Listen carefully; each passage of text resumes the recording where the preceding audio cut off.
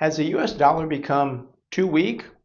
It can be difficult to filter through the headlines that make it appear that the dollar has dropped and lost 50% of its value and is getting close to a collapse, as some doom and gloom people would want you to believe.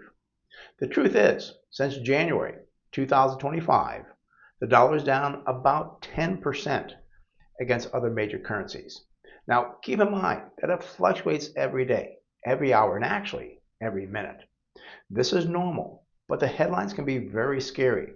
It's also important to understand that actually, over the last 5 years, the dollar index is up about 7%. There are pros and cons to a weak dollar. If you're planning on traveling to Europe or some other foreign country, hotels and other items will cost you more when the dollar weakens, since our dollar buys less. Also, the price of foreign cars and trucks will increase because, again, a dollar buys less.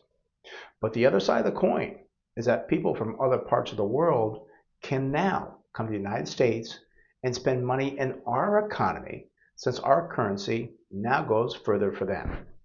And also, many of our products that we export will be less expensive, so exports should increase while our imports decrease, reducing the very important trade deficit. Lower interest rates can cause our dollar to fall, but a strong economy can help counterbalance that decline. Will there be a default on the dollar? Well, the chances of that happening are extremely low for many reasons. First off, the US dollar is still the dominant global reserve currency, which adds strength to the dollar.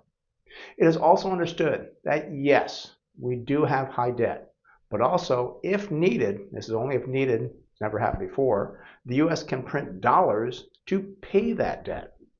Looking forward, in 2026, there's a very good chance that the dollar will stabilize as the economy improves.